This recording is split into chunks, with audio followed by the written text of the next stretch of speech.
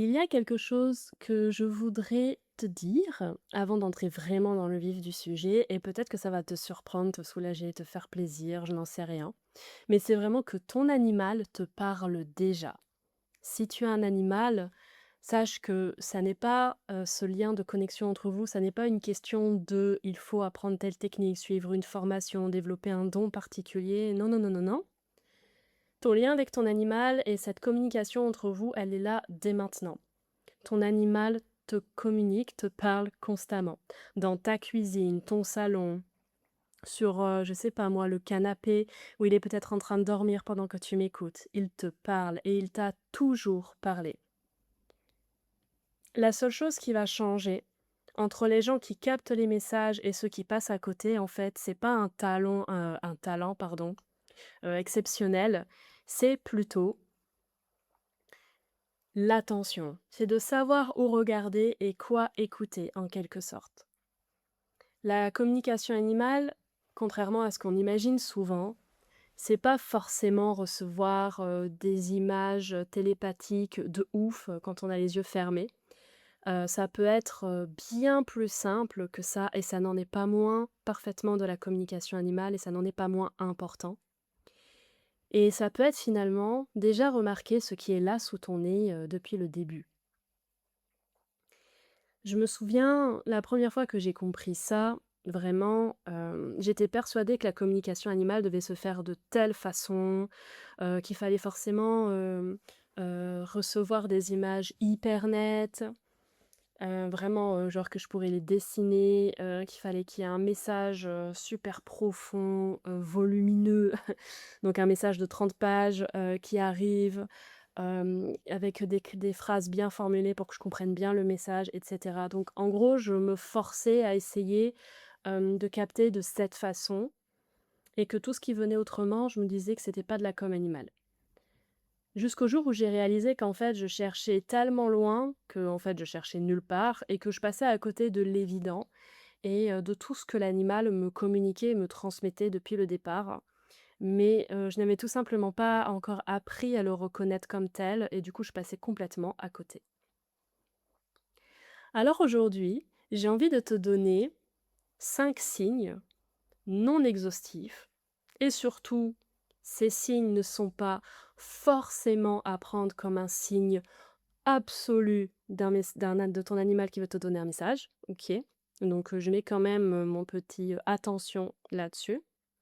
Mais voilà, je vais quand même te partager 5 signes, qui souvent sont, des manières pour ton animal, de communiquer avec, toi, là, maintenant, hem, afin que tu puisses, prendre un temps avec ton animal la prochaine fois que tu reconnais un de ces 5 éléments. Et à la fin de ce podcast, je te donnerai une astuce, vraiment toute simple pour commencer à recevoir des énergies, des infos, commencer à vivre une connexion, avec ton animal. Mais avant de parler des signes, je voudrais évoquer, le pourquoi peut-être que tu ne vois pas, ce que ton animal t'envoie comme, information, comme communication. Il ne faut quand même pas oublier qu'on a appris à vivre dans le mental. On a appris à vivre dans l'interprétation, l'analyse et du coup, quand quelqu'un nous parle dans notre monde ou même quand on pense, souvent on va être dans des phrases, des concepts, du verbal. L'animal, lui, ne fonctionne pas du tout comme ça, il ne passe pas par des mots, lui, en tant que tel, il va plutôt passer par les énergies, les images, la sensation, le corps, le comportement. Donc les animaux vont vraiment utiliser plutôt un langage hyper riche et finalement assez précis, mais que nous, on a désappris à lire et à comprendre, en tout cas, même quand on ne comprend pas, on n'y est pas suffisamment forcément sensible pour percevoir ce qui peut être émis par l'animal, parce qu'on a appris, nous, à tout miser sur le verbal, sur la parole et sur l'intellectuel et le mental. J'aime bien le voir en fait que c'est comme si on était devenus, nous, analphabètes en gros, d'une langue qu'on parlait, avant, mais qu'on ne parle plus, aujourd'hui. En tout cas, pas tous entre nous, ne continuons de parler ce langage intuitif, à l'âge adulte, avec facilité. Donc il y a cette notion de réapprendre à recevoir ce que ton animal te transmet Et c'est moins une question d'acquérir quelque chose de nouveau que ça n'est plutôt de retrouver quelque chose d'oublié. Donc garde bien ça en tête pendant qu'on échange, enfin que je suis là à te parler pendant cet épisode de podcast. Donc c'est ce que j'aimerais vraiment que tu retiennes, c'est que tu ne pars pas de zéro. Tu reviens un peu à une langue maternelle, si j'ai envie de dire, une langue, enfin même pas maternelle en fait, c'est débile ce que je dis, une langue universelle, que tu croyais ne pas connaître. OK? Peu importe combien tu te persuades que toi tu y arrives pas, que c'est pas fait pour toi, que toi tu as du mental, que pour toi c'est pas possible, bla bla bla. Et je comprends, hein, je connais et j'en ai entendu des personnes qui me l'ont dit et qui finalement s'en sortent très bien. Donc peu importe de quoi tu te persuades, tu ne pars pas de zéro pour réussir à connecter avec ton animal. Alors, premier signe, ton animal peut réagir à ton état intérieur avant même que tu ne l'aies exprimé toi-même. Par exemple, tu rentres après une journée difficile, tu rien exprimé, enfin tu penses que tu n'as rien exprimé, tu n'as rien dit, tu t'es pas mis dans de la colère, t'as pas forcément pleuré, tu as peut-être même gardé le sourire. Hem et pourtant Et pourtant, ton chien vient se coller contre toi d'une manière inhabituelle. Ton chat qui d'habitude t'ignore ou ne vient pas contre toi, là, il le fait. Et tu te dis peut-être, tiens, c'est mignon, c'est cool, aujourd'hui j'ai un câlin et tu passes à autre chose. Mais ça n'est peut-être pas un hasard, ça peut être en quelque sorte un message, une réponse que ton animal te renvoie à comment tu te sens toi maintenant. Ton animal peut avoir capté ce que tu n'as pas exprimé, il a senti l'état réel dans lequel tu es sous le masque que tu présentes, par exemple. Et il t'exprime à sa façon qu'il a remarqué ce que tu vis. Et ensuite, selon l'animal, le message qui va avec ne peut dépendre que de l'individu. Donc, je ne peux pas dire en quoi le message consiste, mais quand les animaux vont avoir un comportement comme ça, différent de leur habitude, c'est souvent parce qu'ils vont être en réponse, en tout cas, à quelque chose, mais notamment à toi, à leur humain, à la maison. Donc, remarquer les moments où ton animal réagit de manière inhabituelle, c'est déjà commencer à entrer vraiment dans un espace d'attention, de conscience et de communication avec lui. Donc la prochaine fois, demande-toi: «Tiens, qu'est-ce que je ressens vraiment à ce moment-là?» et tu verras que ce sera intéressant de voir, ce qui peut ressortir. Deuxième signe, les changements de comportement de l'animal qui coïncident avec des changements chez toi. Donc ça peut être, assez subtil, mais ça peut être aussi vraiment parlant et parfois sincèrement pas subtil du tout. Mais voilà, par exemple, ton animal se met soudainement à faire quelque chose d'inhabituel, il peut être, tout d'un coup assez éteint, amorphe ou au contraire hyper agité. Il peut se mettre à uriner là où d'habitude il le fait jamais. Il peut se mettre à surréclamer de l'attention ou alors se cacher, avoir plus d'appétit ou au contraire perdre de l'appétit. Il peut en tout cas avoir un comportement qu'il n'avait pas avant. Et très souvent, on peut partir d'office dans des questionnements vétérinaires ou comportementaux liés à l'animal, s'il y a un problème de santé, quelque chose qui ne va pas dans sa vie, dans son environnement, et cetera. Et c'est très bien. Quoi qu'il se passe avec ton animal, toujours faire appel à des professionnels de la santé animale avant tout, des vétérinaires, des ostéopathes, des comportementalistes, des spécialistes, toujours. Toujours vérifier la santé d'abord, c'est la priorité. Mais ce qui est aussi intéressant ensuite, c'est d'observer la possibilité que l'animal, dans ses comportements et dans ses changements, qui peut être dans une réponse à tes expériences à toi, tes états intérieurs à toi. Et du coup, à ce moment-là, te demander qu'est-ce qui a potentiellement changé chez toi? Est-ce que ça coïncide avec le changement de ton animal? À quoi ça ressemble? Et cetera. Se poser ces questions, ça peut être hyper intéressant et tu pourrais trouver des correspondances assez troublantes et cohérente entre ce que tu vis et les manifestations comportementales, non habituelles de ton animal. Cela arrive assez régulièrement, j'ai pu beaucoup le voir au cours des consultations de communication animale que j'ai faites, pendant plusieurs années, que souvent un animal peut se dérégler ou en tout cas adopter des comportements inhabituels quand son humain traverse par exemple, une période d'angoisse. J'ai vu des animaux exprimer ce que leurs humains refoulaient. Hem Voilà, les animaux sont un peu, pas forcément tous, mais on va dire que les animaux domestiques peuvent être, des miroirs, des éponges et en quelque sorte des porte-paroles de ce qui se joue dans le foyer et qui se joue, chez la personne, avec laquelle ils sont, liés ou les humains avec lesquels ils sont liés.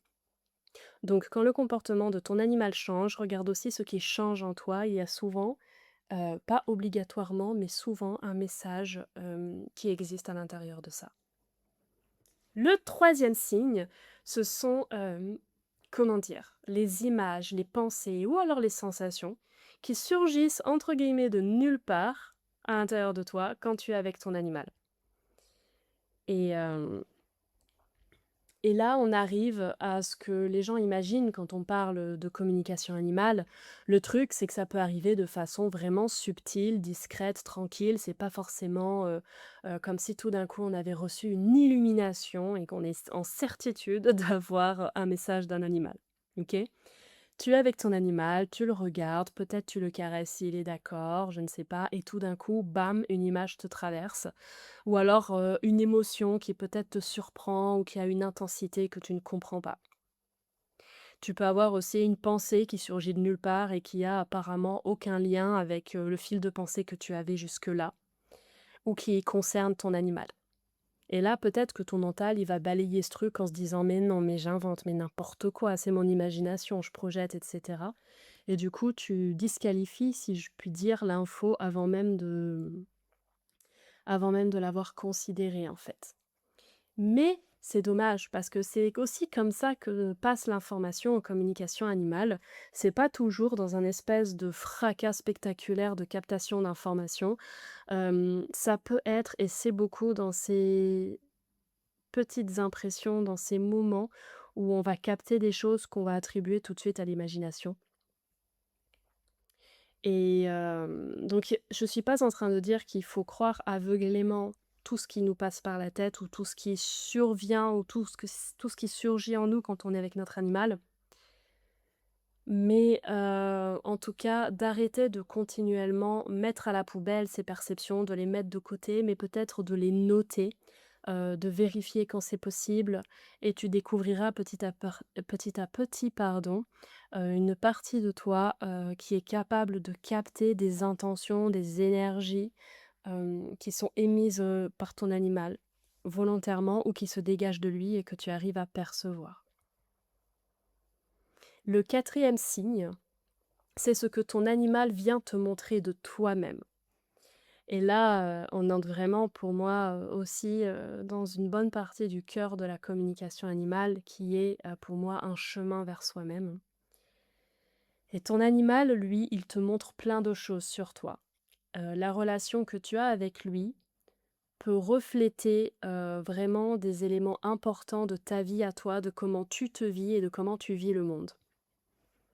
Donc c'est très, très intéressant, et ton animal et la relation que tu as avec lui peut venir mettre en lumière des parts de toi que tu dois conscientiser, observer, peut-être guérir.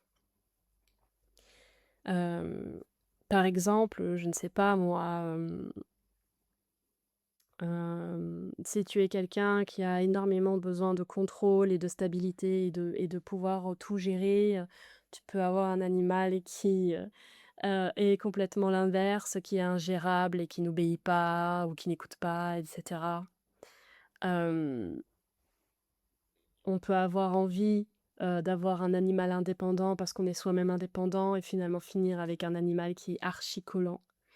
Hem, Ce qui peut t'agacer chez ton animal, te bouleverser, te toucher, ça donne autant d'informations sur toi, que sur lui, voire plus d'informations sur toi en réalité. Et rien que là, c'est un message profond que l'animal te renvoie. Il n'est pas en train là, de te parler comme dans un dessin animé, à te sortir une tirade, un monologue avec un gros message que tu peux comprendre de manière intelligible et mentale. Mais en fait, il te montre des choses sur toi à ce niveau-là. C'est pas juste une question, la communication animale, de l'animal qui va te partager son confort ou son non-confort, s'il est content de ses croquettes ou pas. C'est vraiment observer ce lien à l'animal et vivre ce lien à l'animal, notamment à travers, la connexion intuitive, c'est aussi une grande invitation à te regarder et à voir, ce que l'animal met en lumière de ton fonctionnement, de tes blessures et de ce que tu vis à l'intérieur de toi dont tu n'as peut-être pas conscience. Et quand tu commences à voir ça, à voir ces signes, du coup, ton animal devient une magnifique représentation de ce que tu as besoin de savoir pour avancer sur ton propre chemin. C'est comme ça que j'aime bien le voir. Et enfin, le cinquième signe, ce sont toutes ces synchronicités et ces animaux qui se présentent à toi. Donc là, ça touche pas forcément les animaux domestiques, ça peut être les animaux sauvages, les animaux des jardins, des parcs et des forêts. Hem, un animal qui va apparaître de façon répétée dans ta vie, que ça soit même dans ta réalité, dans la matière ou dans les rêves, l'invisible. Une espèce que tu croises sans cesse ou qui apparaît souvent, dans une carte que tu tires d'un oracle, dans un magazine, à la télé, comme logo à l'arrière d'un camion, peu importe. Les animaux peuvent apparaître dans leur symbolique aussi constamment dans le quotidien et à chaque fois que tu croises sans cesse une espèce, un animal ou alors un animal qui se présente à toi à un moment charnière de ta vie et tout, voilà, ça n'est pas rien, ce sont aussi des signes. Et je ne suis pas du tout, du genre à être dans cette spiritualité, qui est en mode: «Oh là là, tout est un signe, constamment un signe». Ça n'est pas moi, c'est pas ce que je suis en train de dire, mais quand il y a vraiment cette répétition et cette présence d'une énergie animale, ça n'est généralement pas pour rien. Généralement notre culture, notre contexte, d'éducation socioculturelle et tout, nous a laisser mettre ça dans le côté du hasard, tu vois? On ne voit pas forcément ces apparitions comme des messages, alors que dans énormément de cultures plus anciennes et plus proches du vivant, sur tous les continents, au contraire, elles perçoivent vraiment ces apparitions des énergies animales, des animaux, comme des messages et des présences qui viennent t'accompagner ou en tout cas te signaler quelque chose. Donc, encore une fois, sans tomber dans une lecture archi-rigide où chaque animal voudrait dire qu'il y a un message figé à l'intérieur, tu peux malgré tout commencer à prêter attention à ce qui se présente à toi avec en tout cas insistance déjà. Qu'est-ce que cet animal incarne? Quelle qualité ou quel défaut? Quelle force ou quelle faiblesse? Quelle posture?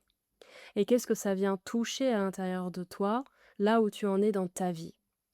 Donc, au-delà de l'animal domestique que tu as peut-être à la maison, il y a aussi tous ces autres animaux qui font partie du monde et que quelque part sont là aussi pour toi. Voilà pour les 5 signes que je voulais t'évoquer aujourd'hui.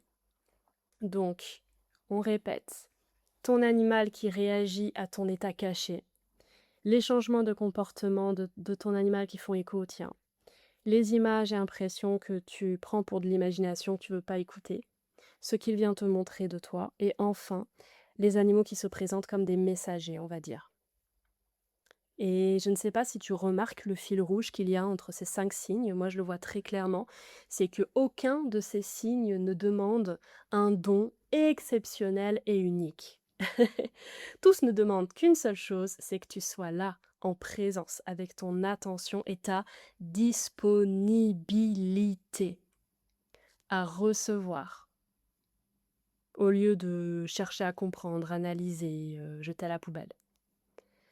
La communication animale est d'abord un art de présence. Et ça, c'est une excellente nouvelle pour toi si tu m'écoutes parce que, qu'est-ce que ça veut dire? Ça veut dire que ça t'est accessible. Mais oui, ça se cultive. Ça se cultive. Donc je vais te laisser à la fin de cet épisode-là, avec une astuce toute simple que tu peux mettre en pratique, dès ce soir quand tu as un moment. Donc si tu as un animal dans ta vie, choisis un moment où tu es avec ton animal au calme. Pose-toi près de lui sans rien attendre de particulier et surtout sans rien forcer. Si ton animal ça le saoule grave que tu sois à côté de lui, tu feras ça à un autre moment, ok? S'il a l'air d'être ok pour ce moment ensemble, respire. Et au lieu de regarder ton animal avec ton mental, regarde-le avec ton corps. Pose-toi cette question et laisse venir: comment tu te sens toi là maintenant? et accueille la première chose qui arrive, peu importe que ça soit une émotion, une pensée, un mot, une sensation ou autre. Ne cherche pas à corriger ou rationaliser ou interpréter ce que tu reçois. Juste note l'info telle quelle, note ce que tu captes tel quel et tu verras plus tard ce que ça peut signifier ou pas, on s'en fout. Mais en tout cas, prends un temps pour te poser avec ton animal, s'il est OK encore une fois, et observe-le avec ton corps, avec tes énergies, ton intuition, et pas avec ton mental et tout ce que tu crois connaître de lui. Essaye de faire ça régulièrement ou alors plusieurs soirs de suite. Et tu verras que tu vas commencer petit à petit à te rapprocher d'une capacité naturelle que tu as à l'intérieur de toi et qui améliore vraiment ta qualité de présence, mais du coup forcément qui améliore ta qualité de captation des énergies et des messages qui peuvent se dérouler autour de toi dans ton environnement, dont ton animal, mais aussi à l'intérieur de toi. Donc c'est vraiment le message que je voulais te passer aujourd'hui. Ton animal te parle déjà.